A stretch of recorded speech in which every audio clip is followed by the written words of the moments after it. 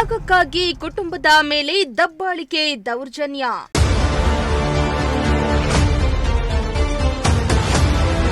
ಬೇರೊಬ್ಬರ ಜಾಗದಲ್ಲಿ ಅಕ್ರಮವಾಗಿ ಕಟ್ಟಡ ಕಟ್ಟಲು ಯತ್ನ.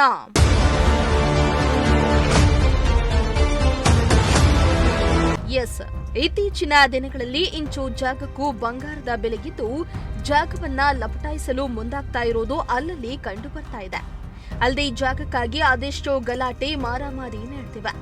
ಅಮಾಯಕರಿಂದ ಜಮೀನು ಸೈಟು ಕಿತ್ತುಕೊಳ್ಳಲು ಮುಂದಾಗ್ತಾ ಇರೋ ಪ್ರಕರಣಗಳು ಅಲ್ಲಲ್ಲಿ ಬೆಳಕಿಗೆ ಬರ್ತಾವೆ.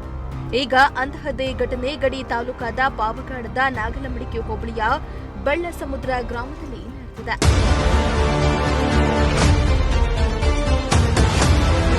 ಹೌದು, ಪಾವಗಡ ತಾಲೂಕಿನ ಬೆಳ್ಳಸಮುದ್ರ ಗ್ರಾಮದ ನಿವಾಸಿಗಳಾಗಿರೋ ಕಾಂತಮ್ಮ ಎಂಬುವವರಿಗೆ 4 ಮಕ್ಕಳಿದ್ದು ಅದರಲ್ಲಿ 3 ಮಂದಿ ಗಂಡು ಮಕ್ಕಳು.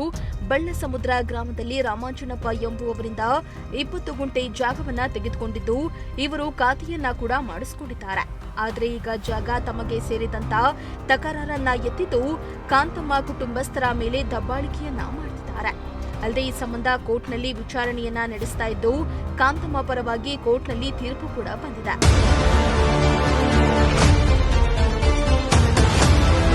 ಕೋರ್ಟ್ನಲ್ಲಿ ಕಾಂತಮ್ಮ ಪರವಾಗಿಯೇ ತೀರ್ಪು ಬಂದಿದ್ರೂ ಕೂಡ ಕಾಂತಮ್ಮ ಅವರಿಗೆ ಸೇರಿದ ಜಮೀನಿನಲ್ಲಿ ಕಟ್ಟಡ ಕಟ್ಟಲು ಮುಂದಾಗ್ತಾ ಇದ್ದು ಆಗಾಗ ಪೊಲೀಸರು ಬರ್ತಾರೆ ಹೋಗ್ತಾರಷ್ಟೇ. ಪೊಲೀಸರು ಕೂಡ ರಾಮಾಂಜನಪ್ಪ ಪರವಾಗಿದ್ದು ಅವರು ಹಾಗೂ ಹೈಕೋರ್ಟ್ನಲ್ಲಿರೋ ವಕೀಲರೊಬ್ಬರು ಸೇರ್ಕೊಂಡು ನಮ್ಮ ಮೇಲೆ ವಿನಾಕಾರಣ ದಬ್ಬಾಳಿಕೆ ಮಾಡ್ತಿದ್ದಾರೆ.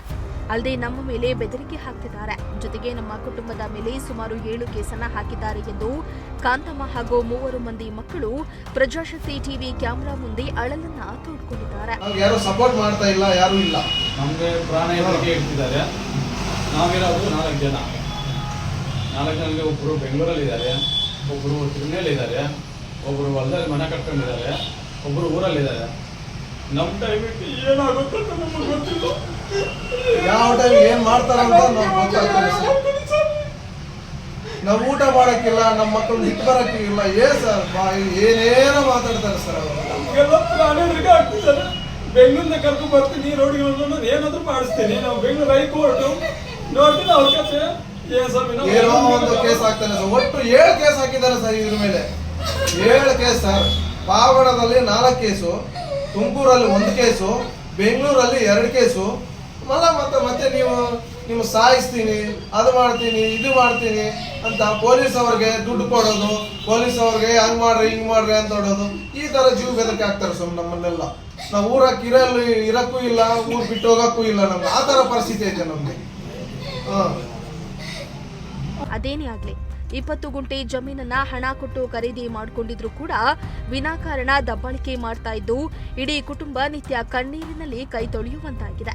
ಸಂಬಂಧಪಟ್ಟ ಇಲಾಖೆ ಅಧಿಕಾರಿಗಳು ಎಚ್ಚೆತ್ತು ಕಾಂತಮ್ಮ ಕುಟುಂಬಕ್ಕೆ ನ್ಯಾಯವನ್ನ ಒದಗಿಸಿಕೊಡಬೇಕಾಗಿದೆ. ಇಮ್ರಾನುಲ್ಲಾ, ಪ್ರಜಾಶಕ್ತಿ ಟಿವಿ, ಪಾವಗಡ.